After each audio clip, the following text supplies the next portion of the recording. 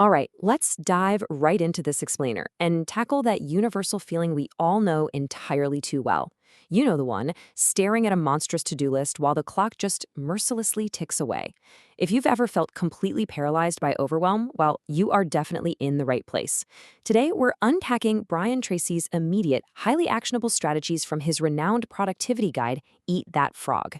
We're going to start with a rather bizarre, but honestly brilliant, analogy from Mark Twain. It's kind of funny, right? But it perfectly validates our daily struggle with time scarcity and procrastination. The idea is incredibly simple. If the very first thing you do each morning is eat a live frog, you can go through the rest of your day with the satisfaction of knowing that it's probably the absolute worst thing that's going to happen to you all day long. Now, don't worry, we're not talking about a literal amphibian here. Your frog is actually your most crucial task. It's that complex, high-value project that you are most likely to defer or just procrastinate on. But paradoxically, it's the exact same task that will create the biggest positive impact on your outcomes. Figuring out what this task is and tackling it head-on is basically the overarching solution to productivity. So, to get you from overwhelmed to fully empowered, here's our roadmap for this explainer. We're going to cover Meet Your Frog, the 3 Ds of habits, set the table, plan days in advance, and apply the 80-20 rule. Let's jump right into the first one. Section 1, Meet Your Frog, overcoming the overwhelm. Let's start by debunking a huge productivity myth right out of the gate. You know that trap we all fall into? Thinking that just because we're constantly busy, we must be super productive? Well, high achievers absolutely do not try to do everything. True success actually comes from focusing fully on your most vital tasks. You take those big, intimidating frogs, you break them down into manageable pieces, take immediate action, and complete them well. Quality of focus really does beat quantity of tasks every single time. Section 2. The 3 Ds of habits, your mental prerequisite. Because before we dive into the day-to-day tactics, we've got to build the right mental foundation for this new system. Forming any new habit basically requires a progressive ladder of 3 Ds. First up, you've got to make a firm decision to actually build the habit of getting things done.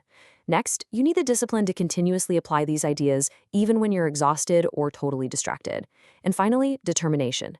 You just have to persevere until this new way of operating becomes a totally natural part of who you are. Section 3, set the table, gaining absolute clarity. To actually find your frog, you first need extreme clarity on what you're trying to achieve. I mean, how often do we try to just juggle massive mental to-do lists in our heads? But the data here is actually wild. People with clear, written goals accomplish literally 5 to 10 times as much as people who just keep it all upstairs. Thinking on paper takes the abstract and makes it tangible. It's a total game changer for how your brain interacts with your goals. So here is a rapid-fire 7-step process to make those goals tangible. Decide exactly what you want, write it down on paper, set a clear deadline, list out every single task you need to do to get there, prioritize that list, and then, this is the big one, step 6, take immediate action. No amount of brilliant planning ever beats actual execution.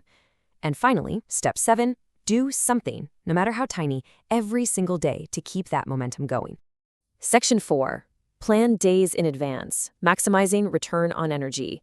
Let's zoom in a bit and look at daily planning not as a chore, but as a massive investment.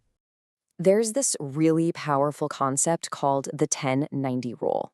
Basically, it states that the first 10% of the time you spend planning and organizing your work will actually save you up to 90% of the time when you're executing it.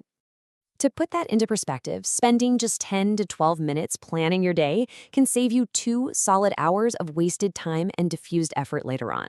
I mean, just think about that return on energy. 1 single minute of planning literally saves 10 minutes of work.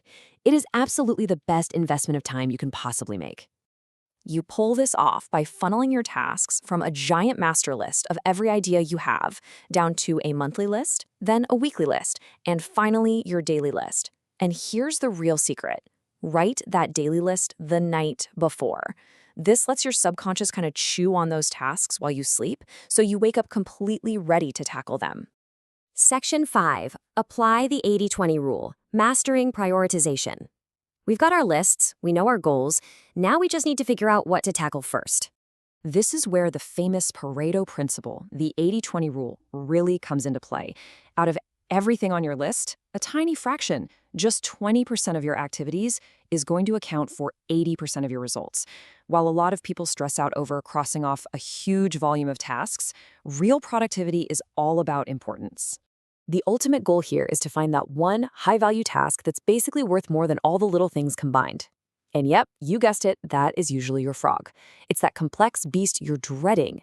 You really have to fight the urge to just clear out the easy stuff first so you can feel productive. Because doing minor things efficiently is simply a waste of time if they don't even need to be done at all. To make this stick, you've got to turn this question into a reflex before you start working.